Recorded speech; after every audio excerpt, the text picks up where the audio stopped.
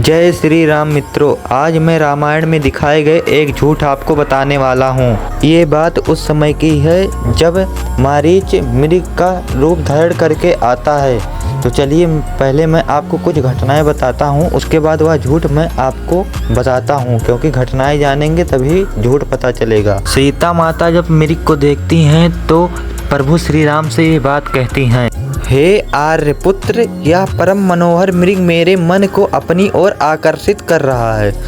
हे महाबाहो, आप इसे पकड़ लाओ, यह हम लोगों के लिए मन का बहलाव का साधन सिद्ध होगा। और भी सिया राम के बीच में संवाद होता है। उसके बाद श्लोक 14 में आप देख सकते हैं, सीता के ऐसे वचनों को सुनकर और उस अद्भुत मृग को देखकर श्री राम का मन भी उस पर मुग्ध हो गया। सीता द्वारा प्रेरित करने पर राम ने अपने भाई लक्ष्मण से कहा, तुम अस्त्र शस्त्रों से युक्त होकर और सावधान होकर सीता की रक्षा करो।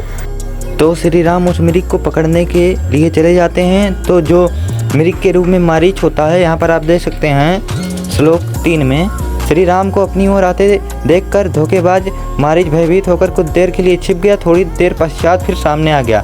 अब श्लोक 7 में आप पढ़िए, फिर तो उन्होंने रोष में भरकर बड़े वेग से अपने तरकस से सूर्य की भांति दे दी प्यानमान शत्रु विदारक एक बाण निकाला। उस बाण को अपने दृढ़ धनुष पर चढ़ा और धनुष की प्रत्यंचा को बलपूर्वक खींचकर महाबली राम ने ब्रह्मा के बनाए उस दैदीप्यान अस्त्र को मृग को लक्ष्य करके छोड़ दिया। उसके बाद में जो है मारीच आघात होकर पृथ्वी पर गिरता है और भयंकर नाद करता है। उसके बाद में उसको रावण का आदेश याद आ जाता है कि रावण ने बोला था कि मुझे सीता का हरण करना है, ऐसे कुछ प्रसंग हुआ था। तो उसके बाद देखिए, वह उपयुक्त अवसर को जानकर मारीच ने श्री राम के कंठ स्वर का अनुकरण करते हुए हाँ लक्ष्मण हाँ सीते इस प्रकार अंतर्नाद किया, मतलब कि श्री राम की आवाज़ में अंतर्नाद किया था। उसके बाद में माता सीता और लक्ष्मण जी के बीच संवाद होता है, जिसमें माता सीता लक्ष्मण को बहुत गलत अनभरा बोलती हैं। तो देखिए आगे मैं आपको बताता हूँ पढ़कर।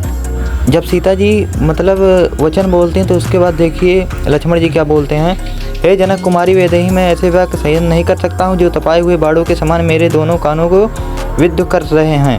हे शुभ नाने, मेरे जाने की इच्छा नहीं है, परंतु तुम्हारे दुराग्रह के कारण अब राम के पास जाता हूँ, तुम्हारा कल्याण हो। हे विलालच्छी, इस वन को समस्त देवता तुम्हारी रक्षा करे। इस समय इस वन में भयानक अपशगुन हो रहे हैं। भाई राम के साथ वापस लौटकर मैं पुनः आपको दर्शन करूं, यही मेरी शुभकामना है। तदनंतर जितेंद्रिय लक्ष्मण ने हाथ जोड़कर और कुछ झुककर सीता को प्रणाम किया, फिर बार बार पीछे मुड़कर सीता को देखते रहें और वह राम के पास चलें। देखिए मैंने पूरी प्रसंग इसमें पढ़ के सुनाया है लक्ष्मण जी के जाने तक। तो इसके बीच में कहीं ऐसा वर्णन नहीं है कि लक्ष्मण जी ने कोई रेखा खींची थी, जबकि रामानंद के सागर में कोई भी रामायण देखी होगी तो उसमें लक्ष्मण रेखा का वर्णन मिलता है। बस यही झूठ मैं आपको बताना चाहता था, आप समझ गए होंगे।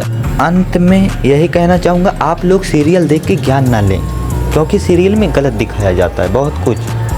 तो कृपया सीरियल ना देखें, अपने ग्रंथ को पढ़ें। और बात रही सीरियल की, तो एंटरटेनमेंट के लिए बना है, ना कि ग्रंथ की जानकारी देने के लिए, ठीक है। तो मिलते हैं अगली वीडियो में।